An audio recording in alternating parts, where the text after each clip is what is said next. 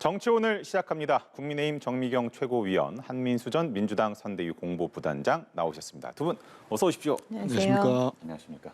비 오는데 오시느라 수고하셨다는 말씀, 감사하다는 말씀 드리면서 시작을 해보겠습니다. 자, 박성민 의원 시체윤기로 꼽히는데 그 이준석 대표의 당대표 비서실장직에서 사퇴를 했습니다. 근데 이거를 두고 언론에서는 이게 그 윤 대통령의 의중이 담긴 것이 아니냐, 혹시 아니면은 그 친윤계 의원들이나 친윤계 그쪽에서 좀 고립 작전에 나선 것 아니냐, 이렇게도 좀 보는 시각이 있는 것 같고, 어떻게 해석하면 좋겠습니까, 이거? 네, 사실 잘 모르겠고요. 해석은 여러 가지가 있을 수 있는데 정답은 사실은 알 수가 없고요. 그다음에 지금 대통령께서 아무튼 국내에 계시지 않잖아요. 네. 예, 그런데 이제 친윤계의 대표적인 의원님이니까 우리 박성민 비서실장은 아마 되게 곤혹스럽지 않았을까, 그냥 그런 생각이 들고 인간적으로도 그럴 수 있을 것 같아요. 그래서 너무 힘드니까 그만두신 게 아닌가, 사퇴하신 게 아닌가, 저는 그냥 그렇게 보고 있습니다. 그런가 하면은 이제 그 국민의힘 그 윤리위 징계 심의가 이제 일주일 정도 남은 것 같습니다. 다음 달 7일에 열리는 것으로 알고 있는데, 박지원 전 국정원장이 그 전에 이준석 대표가 사퇴하지 않겠냐 이렇게 관측을 했습니다. 이게 이준석 대표는 그럴 일 없다 이렇게 좀 선을 긋긴 했습니다만, 그 가능성은 어떻게 보입니까? 이준석 대표는 아무튼 지금 현재 국민의힘 당 대표잖아요. 그렇죠. 근데 이제 이런 여러 가지 그 내용을 겪고 있는 거에 대해서 민주당이나 그다음에 박지원, 특히 박지원 전 원장께서 하시는 이야기에 대해서는 저는 분석 같은 건 하지 않습니다. 왜냐하면 그분들 입장에서는 남의 불행은 나의 행복, 이럴 수 있기 때문에요. 정확하게 이거를 진짜 진단해주고 우리를 위해서 분석해주는 게 아니기 때문에 저는 그냥 이거에 대해서는 더 제가 얘기할 게 없습니다. 알겠습니다. 예. 자, 우리 한 단장께서는 얼마나 하시고 싶은 말씀이 많겠습니까? 근데 많이 참으시는 거죠. 말씀 안 하시는 것 같아요, 의원님이. 근데 저는 일단 그 박성민 의원이 그 대통령과 지금 윤 대통령과 관계가 돈독하신 분 같아요. 옛날에 기사를 보면은 2014년부터 이렇게 했다는 거 아니면 관계가 맺어졌는데, 이분이 이제 당대표 비서실장을 이제 그만두면서 그동안 그 이른바 지금은 대통령실이죠. 청와대가 아니고 대통령실과 당대표 간의 이제 메신저 가교 역할을 하신 것 같은데, 이분이 이제 그만두면서 더 이상 할 수 있는 역할은 없을 것 같다. 저는 이게 꽤 주목되는 워딩이라고 생각을 합니다. 왜냐하면 그 전에 이제 어떤 역할을 했는지 이제 추정해 볼 수밖에 없는 건데, 사실 이건 지금 집권당에 특히 대선, 지방선거를 압승을 한, 대선은 간당간당 이겼지만은 선거를 이긴 집권당에서 벌어지고 있는 초유의 사태거든요. 네. 이른바 이준석 사태죠.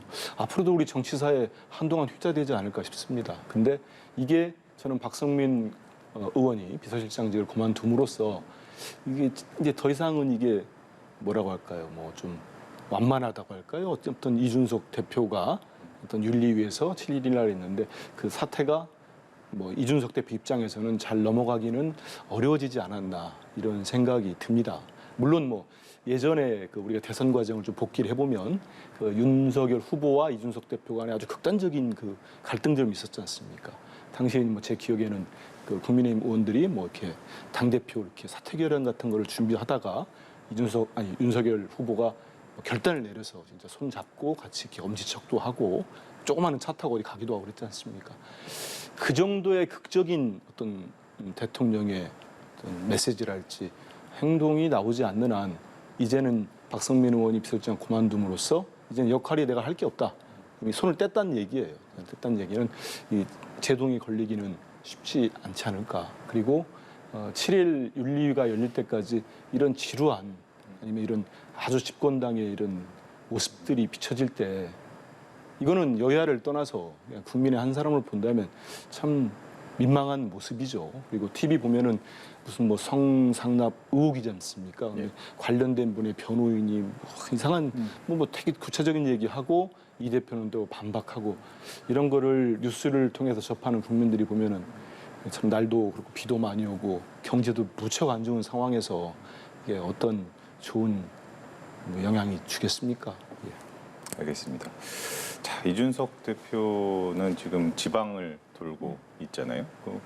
오늘은 이제 포항에 이어서 그 경주 월성 원자력 본부를 방문을 했는데, 이 같은 지방을 도는 행보는 좀 어떻게 좀 해석을 하는 게 좋겠습니까, 이건? 아니 그 지난 이제 월요일 날 우리 최고회의가 있었는데요. 그 우리 원내대표께서 이제 그 특사로 해외에 가시기 때문에 그 이제 오늘 그 목요일 최고위 회의는 없는 걸로 이제 네네. 다 지도부가 결정을 내렸고요.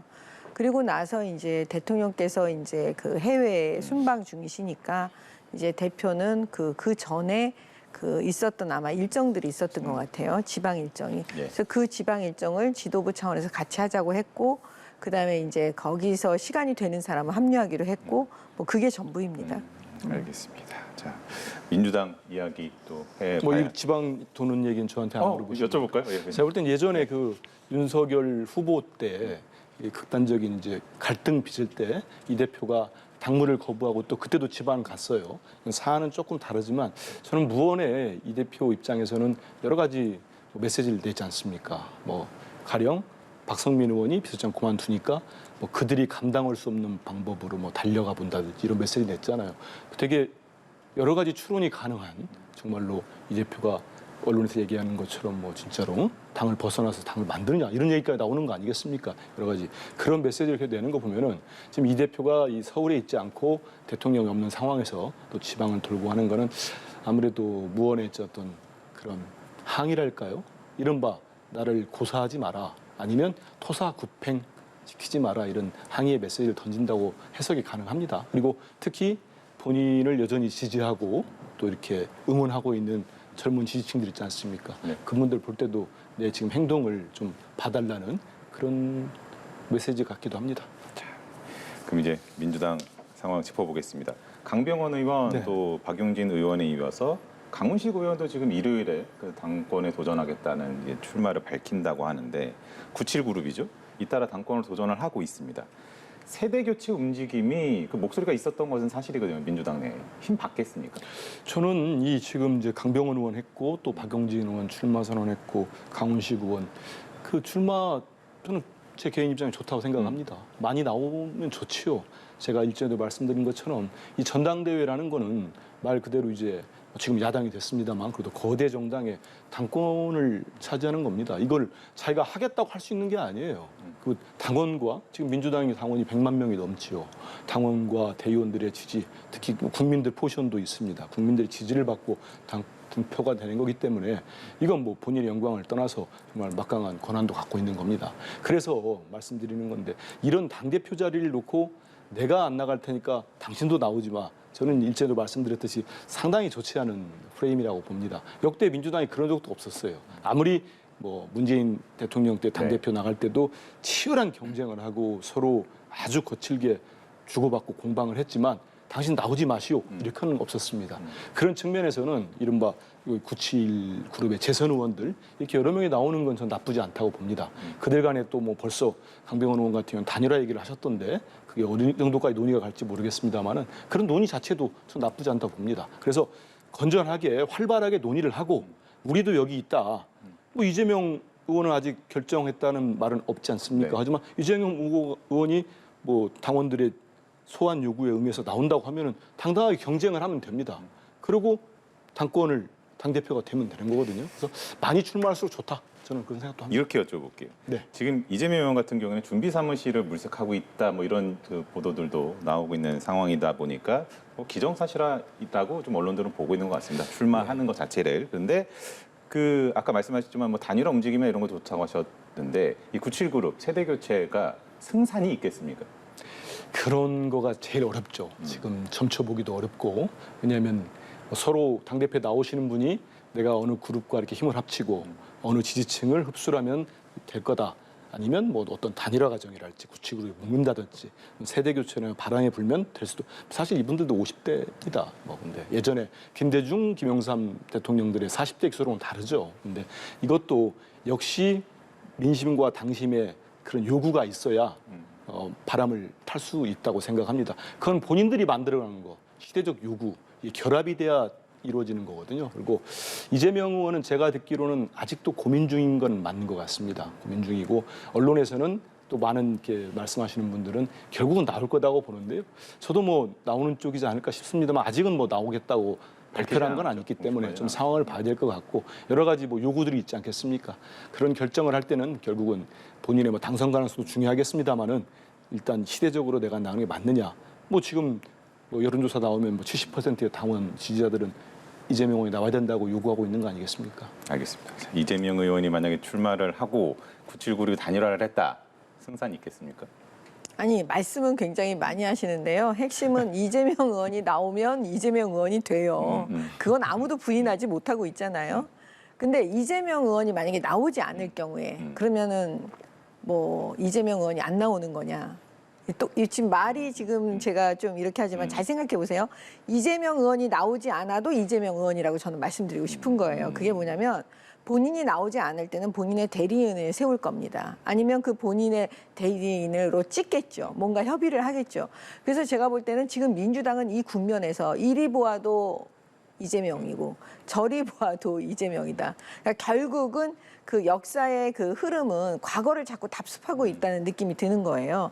그러면 과거 저희가 이제 그 졌을 때 대선에서 지고 난 다음에 그 홍준표 이제 대선 후보께서 대표를 하시잖아요. 저는 그래서 이번 국면에서는 결과적으로 민주당도 그 이재명 의원이 되는 게 아니냐.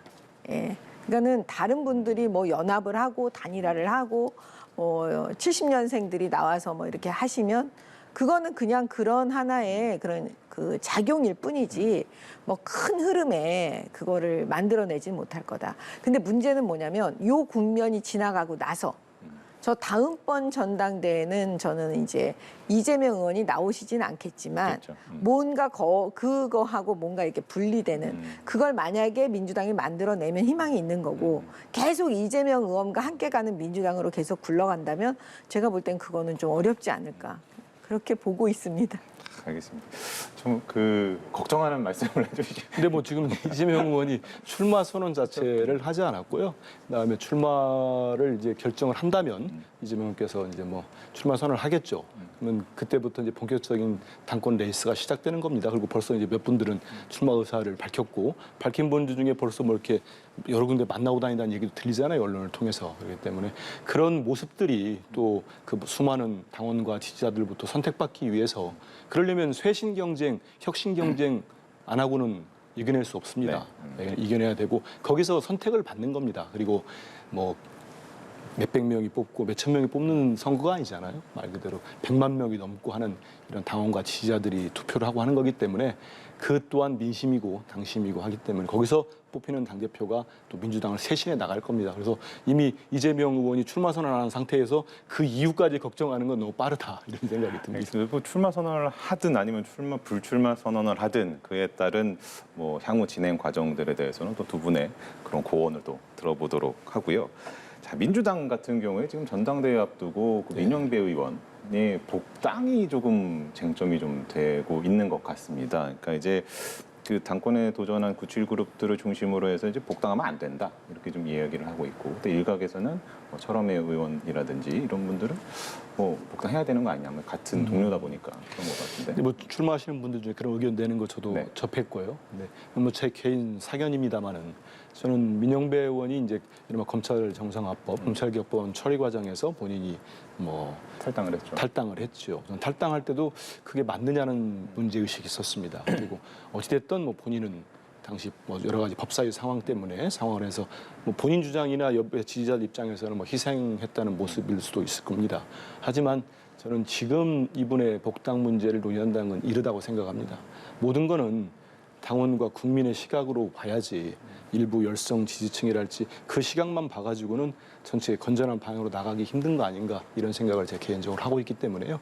지금 당대표 주자로 출마하신 분들이 그런 의견을 낸 거는 저는 일견 타당성이 있다고 봅니다. 그래서 나중에 뭐 좀 시간이 지난달지 아니면 어떤 과정들이 필요하지 당장 민 의원이 지금 복당을 뭐 한다든지 그걸 결정을 한다든지 하는 거는 민주당 입장에서 좀 이른감이 있지 않나 이런 생각을 해봅니다. 박영준 의원 같은 경우에는 그 얘기도 했단 말이에요. 윤미향 의원을 제명하는 거는 송영길 전 대표 때 약속을 했던 건데 왜 안 되고 있는 거냐 이것도 문제 아니냐 이런 것. 당시 대선 때 송영길 지금 전 대표입니다만 그런 개혁안들을 얘기했었죠. 그런 부분도 대국민 약속이기 때문에 이제는 지금 이제 비대위에서 그거를 논의할 수 있는지 구조인지는 제가 잘 모르겠습니다. 이제 비대위가 어차피 전당대회를 관리하기 그렇죠. 위한 비대위니까 그 이후에 뭐 새로운 당 지도부가 당권이 쓴다면은 그런 부분들도 논의를 해야 되지 않을까 싶습니다. 말씀 듣겠습니다. 정의님. 그 위장 사장, 말하자면 바지 사장을 통해서 이제 세금 문제를 해결하려고 할 때요. 그걸 우리가 탈법이라고 그래서 사실은 처벌하거든요. 네. 그것처럼 이번에 이 민영배 의원의 그 위장 탈당 문제는 제가 볼 때는 그런 방식의 어떻게 보면 그 탈법 행위예요. 그러면 절차적으로 국회에서 중대한 하자가 있는 거거든요. 그렇게 해서 통과된 검수완박 법안은 중대한 하자가 생겨버리는 거죠. 그랬을 때 과연 지금 이게 헌법재판소에서 어떻게 과연 처리될 거냐. 저는 그 부분이 그 권한쟁의 심판까지 지금 네. 들어가 있잖아요. 그러면 저는 이거 검수완박 법안이 그 위헌이라고 그 판단될 가능성이 되게 높아 보여요. 근데 스스로 민주당이 그걸 인정하는 꼴이잖아요. 복당을 시켜준다는 거는. 그렇기 때문에 과연 그 부분을 민주당은 어떤 얼굴로 저걸 해결할지 제가 좀 지켜보고 있습니다. 자, 이제 마지막 주제 한번 다뤄보도록 하겠습니다. 네. 그 중앙선관위가 김승희 복지부 장관 후보자에 대해서 그 수사 의뢰를 했습니다. 검찰에. 그러다 보니까 이제 거치가 어떻게 될 것이냐라는 부분에 대해서는 좀 관심이 있는데 이게 그 윤 대통령 지금 뭐 이제 귀국길에 오르셨겠죠. 오르셨을 것 같습니다만 이제 정치적 부담을 안고서 임명을 하는 결정을 하게 될지 아니면 때 또 정우영 전 후보자도 있었고 또 부담이 더 될 수도 있고 어떻게 좀 조심스럽긴 합니다만 어떻게 좀 정치는 게 좋겠습니까? 저는 사실 국회에서 청문회를 해야 된다고 계속 주장하고 있는 예, 예. 사람 중에 한 사람이거든요. 그러니까 지금 이제 대통령께서 들어오시면 빨리 이제 국회가 그 이 부분에 대해서 청문회 할 건지 아니면 아닐 건지 이제 그걸 먼저 결정해 주시고 그럼 그 다음엔 대통령께서 이런 모든 거를 갖다가 이제 보시고 하여튼 상황의 변화가 온 건 맞잖아요. 네. 그러니까 보시고 판단하시지 않을까. 근데 하여튼 청문회 해야 되지 않겠습니까? 청문회는 해야 된다는 목소리가 사실 높죠. 7월 4일까지로 뭐 어쨌든 본회의 소집 그거를 미뤘으니까 가장 좀 극적인 결과가 나올 수 있기를 기대해 보고요. 근데 이거는 조금 제가 볼 때는 우리 김승희 장관 후보, 보건복지부 장관 후보자는 물론 뭐 정호영 장관 또 똑같은 부처에 낙마한 상태에 두 번째 또 낙마를 이른바 된다면 시킨다면 조금 뭐 정권 차원에서는 부담이 있을 수 있겠습니다만 좀 사안이 저는 제가 중대하다고 봅니다. 왜냐하면 그 정호영 장관 후보자도 그랬고 다른 뭐 많은 장관 후보자들이 뭐 역대 정권 다 합쳐서 이렇게 이른바 낙마를 하고 이렇게 철회가 되거나 자진 사퇴를 할 때 보면요 주로 대부분 언론들이 문제 제기를 많이 합니다. 그렇죠. 예, 언론에 취재를 하고 문제 제기를 하면은 그거를 토대로 이제 우리 국민 여론이 있지 않습니까? 국민 여론이 도저히 못 받아들이는 부분들이 많이 있잖아요. 국민 이른바 정서에. 그리고 문제 제기가 되고 하면 청문회에서 그게 논란이 되고 그러면 정권이 부담스럽거나 하면 자진 사퇴를 하거나 그런 수순이었는데 이건 중앙선관위가 대검찰청에 이 검사들 많잖아요. 이 정권 검사들 대검에 수사 의뢰를 했습니다.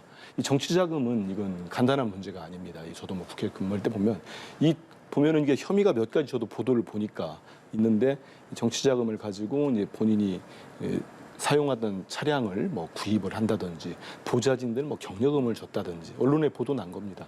그 다음에 그 뭐 동료 의원들 후원금을 정치자금 냈던 이게 다 위반 사안이더라고요. 위반 사안입니다. 그래서 이 선관위에서 정부기관에서 조사를 해가 대검에 수사 의뢰했다는 거는 그만큼 어떤 이런 의혹들이 단순히 언론 제기하는 의혹이 아니고 좀 소명이 뭐 의혹이 아닌 좀 더 나가는 단계가 됐다고 볼 수 있는 겁니다. 그러면 이거를 대통령께서 와가지고 청문회 상황을 보겠다고 계속 시간을 끄는 거는 전 더 부담이 될 수 있다고 봅니다. 그래서 이거는 벌써 지금 같이 된 분들이 뭐 교육부 장관 후보자랄지 합참의장 후보자 세 분 아닙니까? 네. 이제 이런 거기 때문에 명확하게 선관위에서 이렇게 문제 삼은 부분은 저는 안고 가기에는 조금 더 힘들지 않을까 이런 생각을 해봅니다. 알겠습니다. 뭐 그 정 의원께서 또 말씀을 해주신 것처럼 국민들께서는 그 직접 본인이 그 국회의원들 앞에서 어떻게 해명을 할지를 듣고 싶어 하실 수도 있으니까요. 그 부분은 조속히 좀 원구성이 해결이 됐으면 하는 바람 가져보면서 마무리하도록 하겠습니다. 두 분 수고하셨습니다. 감사합니다.